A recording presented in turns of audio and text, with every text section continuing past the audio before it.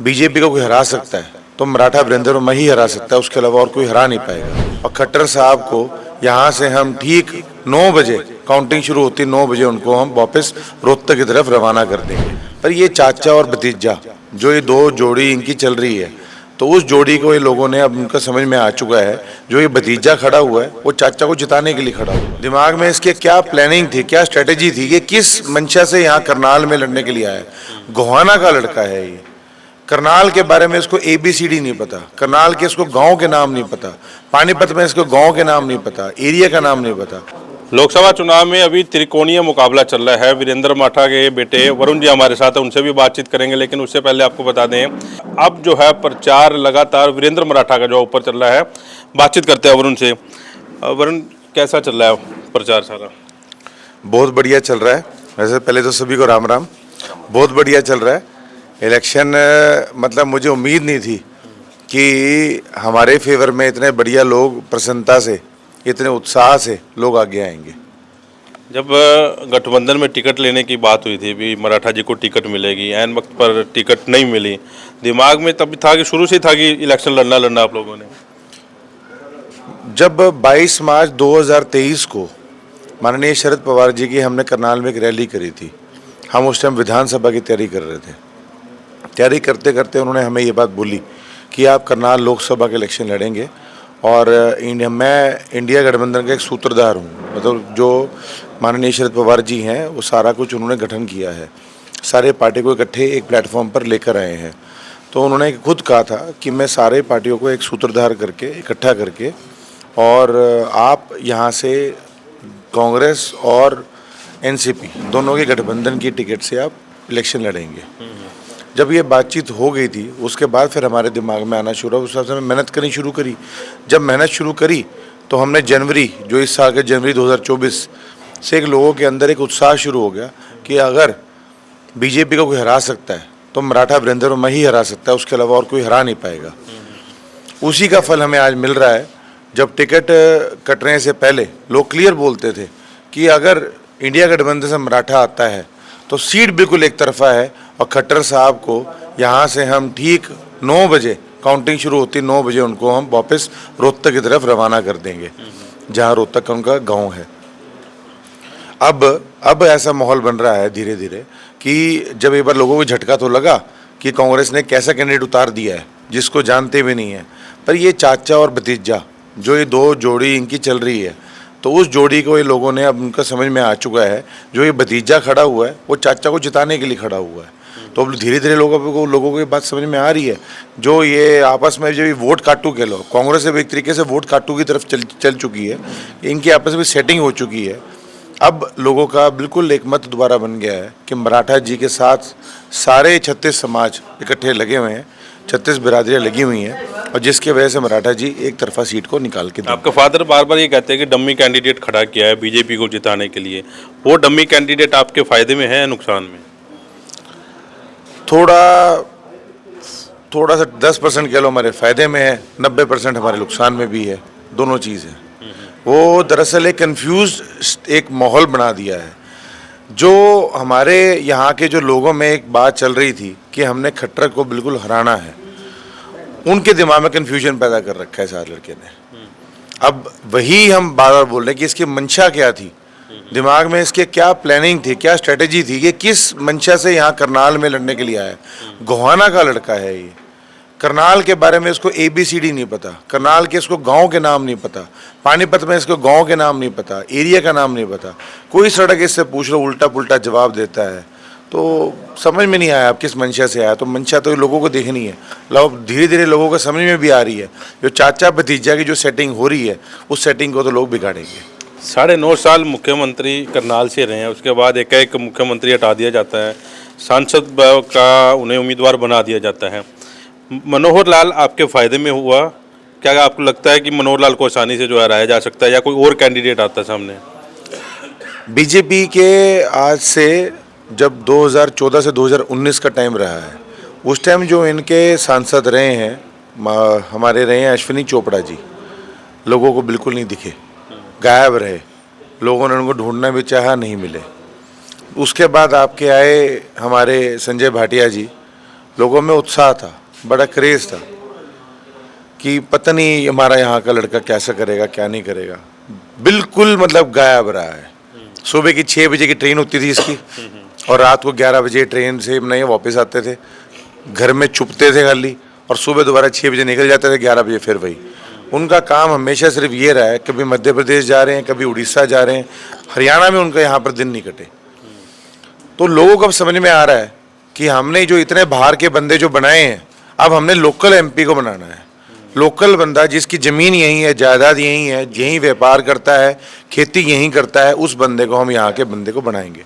हमारा दुनिया को सबको मतलब करनाल वासियों को, पानीपत वासियों को ये पता है कि हमारा गाँव जंझाड़ी है, बिल्कुल करण झील के साथ है, और हमारा ये खेती भी वहीं पर ही है। तो लोगों के अंदर एक बात उतरती है कि यहाँ का लोकल है, कहाँ जाएगा, हमारे बीच में रहेगा, जब मर्जी इसको पकड़ो, जोन सा मर्जी काम कराओ, जैसे मर्जी कराओ। अच्छा, मराठा जी की नेचर का पता है कि 20-22 साल से एक साफ छवि, साफ दिल का आदमी लोगों के बीच में घूम रहा है और लोगों को एक मैसेज दे रहा है, क्लियर मैसेज दे रहा है कि अपने एरिया को बचाओ। अब लोगों को समझ में भी आ रही है कि हाँ, लोकल स्थानीय उम्मीदवार की सख्त ज़रूरत है। जो हमारे उदाहरण के तौर पे जैसे इंडियन ऑयल रिफाइनरी है, रिफाइनरी के अंदर चेयरपर्सन होता है जो यहाँ का सांसद होता है बोर्ड ऑफ डायरेक्टर्स में।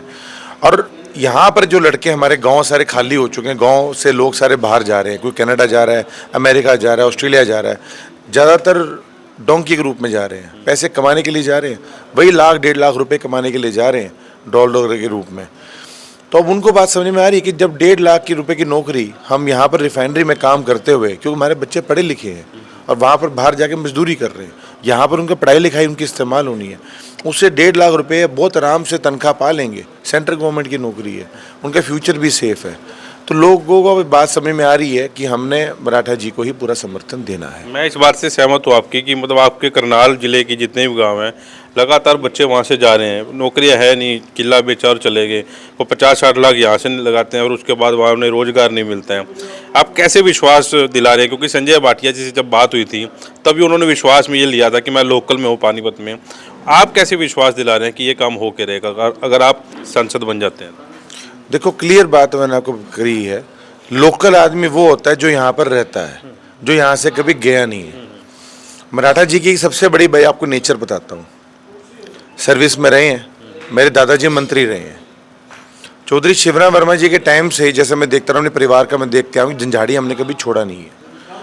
अब मेरे बड़े भाई साहब पैदा हुए थे जगाधरी में, मैं बॉर्न एंड बॉटअप हूँ अम्बाला में। अब उसके बाद मराठा जी को ये लगा कि सर्विस के टाइम में मैं जहाँ जहाँ मेरी ट्रांसफ़र हो रही है, यमुनानगर उनका, उसके बाद अम्बाला, अम्बाला से चंडीगढ़ ट्रांसफ़र हो रही, तो बच्चे मेरे साथ चल रहे हैं। तो हमने 1989 में यहाँ पर घर बनाया, अपने खेत थे, हमारे खेत थे, खेत में घर बनाया, घर बना के हमने वहाँ पर व्यवसाय खोला, हमने पेट्रोल पंप खोला, पेट्रोल पंप खोल के लोगों को हमने ये जताया कि हम यहीं रहते हैं।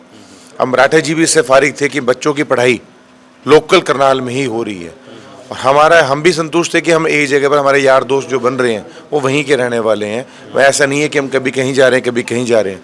कॉलेज की पढ़ाई मेरी कुरुक्षेत्र यूनिवर्सिटी से निकली, तो इससे एक जुड़ाव हमारा यहाँ के लोगों से बना हुआ है। तो यहाँ के लोगों को पता है कि ये जगह छोड़ने वाले नहीं है। जंझाड़ी हमारा पैतृक गाँव है, बिल्कुल करनाल में पड़ता है हमारा, अब तो नगर निगम में भी है, हम तो वहाँ से MC भी बनता है। तो बिल्कुल संतुष्ट होकर करनाल के लोगों को पता है कि ये आदमी कामेरा है, काम करने वाला है, क्योंकि मराठा जी ने IAS रहते हुए भी काफ़ी लड़कों को नौकरियां लगवाया है, जिनकी काबिलियत थी, जो बिल्कुल ज़रूरतमंद थे। रोडवेज़ के अंदर कंडक्टर और ड्राइवर की नौकरी नहीं निकलती रहती थी, तो उसमें जो GM रोडवेज़ का हाथ था, स्टेट ट्रांसपोर्ट कंट्रोलर के, जितना उनके बस का था, उन्होंने वो नौकरियां लगवाई हैं। तकरीबन 650 पौने 700 के आसपास लड़के लगवाए हुए हैं, और जो खुद हमें आके बताते हैं कि हमें उस टाइम में लगवाया था, और बिना मतलब पैसों के, जैसे ही उनके पास गए अपॉइंटमेंट साथ के साथ मिली है। बिना पर्ची बिना खर्ची की बात तो बीजेपी भी कर रही है। बीजेपी का एक अलग डबल स्टैंडर्ड वाला काम है। वो क्या करते हैं, मतलब अलग से उन्होंने एक सिस्टम बना रखा है अपना। पहली बात तो वो नौकरियाँ निकालती ही नहीं है, लोगों के फॉर्म भरवाते हैं, उनको 2 साल वेट करवाते हैं। 2 साल बच्चा जब वेट करता है वो सोचता है कि मैं करूं क्या, मैं 2 साल से मैंने फॉर्म भर रखा है। इतने में बच्चा जब वो फॉर्म भर के बाहर डोंकी के थ्रू चला जाता है तो ये नौकरियां निकाल देते हैं। अब यहाँ पर पीछे बंदे यहाँ पर है नहीं नौकरी लगने के लिए। अब उसके बाद क्या हो रहा है आपको पता है हरियाणा सरकार में क्या चल रहा है? अभी क्योंकि ये खुद बता रहे हैं कि हम लोग गांव में जा रहे हैं, पहले गांव में विरोध था बीजेपी का, लेकिन अब कह रहे हैं कि हमें प्यार मिल रहा है, कितना रश रहता है। आपने देखे उनका रोड शो, देखते हैं आप? ये सारा इनका पेड मैकेनिज्म सिस्टम है। बीजेपी की इकलौती ऐसी पार्टी है जिसके पास खूब भंडार है पैसों का। हर जिले में उन्होंने दफ्तर खोल लिए हैं, पैसा इतना आ चुका है इनके पास, पैसा खर्चे कहाँ भी ये सोच रहे हैं। तो इन्होंने क्या किया, इन्होंने प्रचार टीमों की एक टोली होती है जो बाहर से हायर कर रहे हैं, खूब उन पे पैसा खर्च कर रहे हैं। अच्छी बात है, लोगों के पास पैसा आ रहा है, रोजगार आ रहा है, इनके पास 2 नंबर का पैसा खूब है, लुटा रहे हैं। अच्छा लुटाएं, बढ़िया, यहाँ के लोगों को पैसा कमाने का मौका मिल रहा है तो खर्चा करें, उतना अच्छा है। अच्छा, आप गांव में जा रहे हैं लगातार, गांव की क्या समस्या है? इनका कहना है कि हमने तो कोई ऐसा काम छोड़ा नहीं जो गांव में या शहर में रह गया हो, नगर निगम इतने काम करवा दिए, गांव में कितने करवा दिए। हम 2024 में जी रहे हैं। 2024 में अगर आप अमेरिका, फ्रांस, यूके वगैरह जाएंगे, जो हमारे बच्चे गए हुए हैं, तो यहाँ पर जब वापस आते हैं तो उनको फ़र्क महसूस होता है कि बहुत हम पीछे हैं अभी। हम मतलब क्यों इस तरीके से प्रोग्रेसिव नहीं कर पा रहे। आज भी हमारे यहाँ के लोग बोल देंगे 50-60 साल हम अमेरिका, इंग्लैंड उनसे पीछे हैं। लेकिन अब परमात्मा का देश है, ऊपर बैठा है, वो सब देखता है, तो जो भी गद्दी बैठे उनसे काम भी करवाता है। धीरे धीरे जो प्रोग्रेस जो हमारी हो रही है वो समय के साथ साथ हो रही है, इसमें सरकारों का कोई योगदान नहीं है। समय बदल रहा है तो लोग बदल रहे हैं। आपके पहले जब हम सन 2001 में 2 में, कि हमें याद है, नोकिया के फ़ोन चलते थे, उससे पहले आपके पैनासोनिक के फ़ोन भी चलते थे। अब समय बदल रहा है धीरे धीरे, पहले 2G था, 3G था, अब 4G और 5G भी आ रहा है। तो समय के साथ सब कुछ होता है, हीलिंग होती है, लेकिन जो हमें प्रोग्रेस जो हमें 10-15 सालों में होना था वो हमारा नहीं हो पाया, इन्होंने ग्रोथ हमारा रोक के रखा हुआ। लगातार अब आज देख रहा था अमित शाह जी आ रहे हैं, योगी जी आ रहे हैं, कल प्रधानमंत्री जी आ रहे हैं, लगता है कुछ फर्क पड़ेगा पब्लिक के दिलों में, फिर से बीजेपी के लिए आवाज़ उठेगी? अब आज मेरे साथ गाड़ी में थे, अब पता नहीं किधर खड़े हैं, तो हमने देखा यूपी की बसें आ रही हैं। अब यूपी की बसों को आने का करनाल में क्या मतलब है? वो यही सोच रहे हैं कि यमुना पार की जो बसें यहाँ पर आ रही हैं, तो उससे क्लियर हमें पता लग रहा है कि कौन सी बसें हैं, कैसे आ रहे हैं, कहाँ के लोग आ रहे हैं। तो इतना हमारे यहाँ के लोग समझदार हैं और बिल्कुल समझते भी हैं कि लोग कहाँ से लेकर आ रहे हैं। दूसरी मेन बात मैं आपको बोलना चाहूँगा, जो हमारी बात एक थोड़ा सा एक प्रोग्रेसिव करनाल की बात रह गई, उसमें टोल टैक्स बड़ा एक हिंड्रेंस करते हैं। टोल टैक्स इन्होंने जगह जगह लगा रखे हैं। अब माननीय अमित शाह जी आए थे, अच्छी बात है, अब इनको बात रखनी चाहिए थी, गडकरी साहब को भी बात रखनी चाहिए थी, भाई टोल टैक्स किस लिए? स्टेट के बॉर्डर्स पे लगाओ, लगाने हैं तो स्टेट के अंदर किस लिए? भाई करनाल से पानीपत आना है, 2 टोल टैक्स है और महंगे महंगे, मतलब 300 रुपये लग जाते हैं गाड़ी वाले को करनाल से पानीपत आने में। तो इतना खर्चा जो उसका हो रहा है वो गलत बात है, वो ये लोगों को सोचना चाहिए। अब करनाल से लोगों ने, जिसने असंध की तरफ जाना है वहाँ फिर एक टोल टैक्स है। अब पानीपत से किसी ने यूपी की तरफ जाना है, सोनौली की तरफ जाना है, फिर टोल टैक्स है। तो पानीपत वालों को ये आपको मूर्थल तक जाना है, फिर टोल टैक्स है। मतलब हर जगह टोल टैक्स कर उन्होंने ऐसा जाल बिछा रखा है, लोग उसी में उलझे हुए हैं। तो आप खत्म करोगे? बिल्कुल बिल्कुल, क्योंकि मराठा जी को बिल्कुल इनका पिक्चर क्लियर है। हमारे गांव में 2004-5 की बात है, वहाँ पर हमारे गांव में टोल टैक्स था नहर के साथ। हमारे गांव वालों ने, पड़ोसी गांव वालों ने, हम पावर में नहीं थे, फिर भी हमने वहाँ पर एजिटेशन किए, जोर लगाया, संघर्ष किया और उस टोल टैक्स को हमने हटाया। हटाने के बाद वो हमारा गांव वाला टोल टैक्स, अब अरविंद शर्मा क्लेम करते हैं कि मैंने करवाया, वो कुरुक्षेत्र और करनाल के बॉर्डर पे लिया है। फिर हमने वहाँ जोर लगाया, अभी तुम इस बॉर्डर पे क्यों लगाए हो, हमें चिट्ठियाँ लिखनी शुरू करी, सारा संघर्ष किया, वो उठा के बस्ताड़ा में लिया है। अब यही वो टोल टैक्स की शिफ्टिंग कर रहे हैं। जैसी ताकत आएगी, जैसी पावर आएगी, पहला काम हमारा यही है कि टोल टैक्सों को बाहर भगाना है। और करनाल के प्रोग्रेस के लिए हमने जैसे हम कर सकते हैं करेंगे। एक सांसद के हाथ में बहुत कुछ होता है, अगर वो अपने ढंग से बात रखे और ढंग से बिल्कुल आपकी चिट्ठियाँ चलाए, प्रॉपर चैनल से बात करें, क्योंकि मराठा जी एक प्रशासनिक अधिकारी रहे हैं, उनको पता है कि कौन सी चिट्ठी का असर कितना होगा, कौन सी चिट्ठी कैसे लिखनी है मेरे को और किस बंदे के पास भेजनी है, उसका क्या असर पड़ता है, क्या उसका नतीजा होता है, वो कर सकते हैं। तो मेरे को बिल्कुल 100% यकीन है कि उन्होंने जब कहा है कि टोल टैक्स हटाने हैं तो टोल टैक्स हटेंगे, इसमें कोई शक की बात नहीं है।